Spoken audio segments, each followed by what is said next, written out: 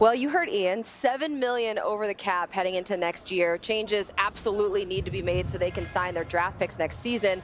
But everybody's got their eye on the quarterback position. You see Blake Bortles there on the field.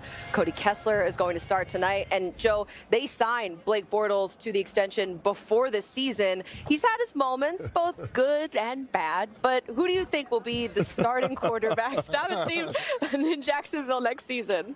Look, Jacksonville is going to sign Teddy Bridgewater. They're going to have enough cap space. They don't have to break the bank. I love this. He's a backup right now.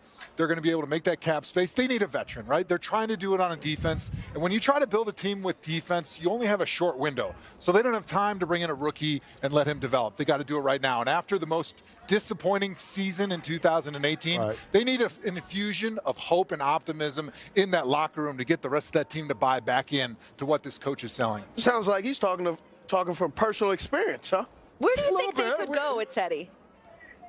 Where do you think the Jags could go with Teddy, possibly? Well, they've got a great defense still, just like we heard. You know, the defense isn't playing as well as they did last year, but a lot of that is what's happening on offense. Right. When you're not doing it on offense, it puts so much pressure on the defense because you just keep them out there all game, and it just wears them out. So when you have a good quarterback that's able to move the ball down the field, it takes so much pressure off that defense, and they'll be back to that #1 defense overall, and they can be back to Super Bowl contenders. All right, Willie, where do you stand on that? I agree with Joe, but I don't agree it's going to be Teddy Bridgewater. I agree it's going to be your former team, the Ravens, Joe Flacco. If we talk about a free agent, he's a guy who's got he has a couple of years left on his contract, but I think we see the heir apparent starting right now, Lamar Jackson. So here's a guy that's probably going to get released, that can push the ball downfield, that's tough, that can play in that type of system in that division. So I think Joe Flacco is a guy who's going to be up for a lot of teams, but this is a great fit for him in Jacksonville.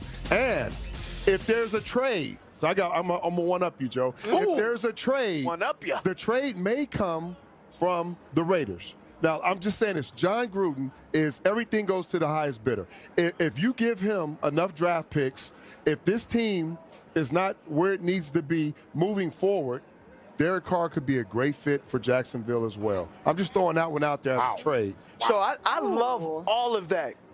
You got Derek Carr. You got Joe Flacco. Teddy Bridgewater. You need all those things, but you know what you also need? You also need good leadership.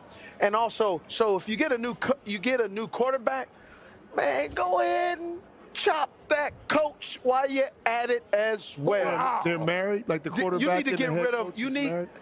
Doug Marrone is an excellent coordinator.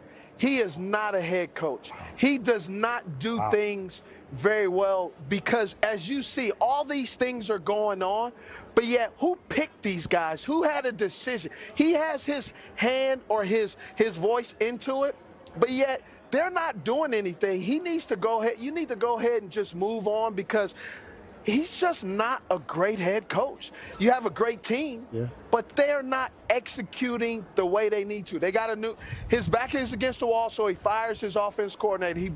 He has another offense coordinator in there. Hell, I can't tell it's a new one because they're still terrible. You got Cody Kessler. He can't throw the ball. Blake Bortles, $18 million.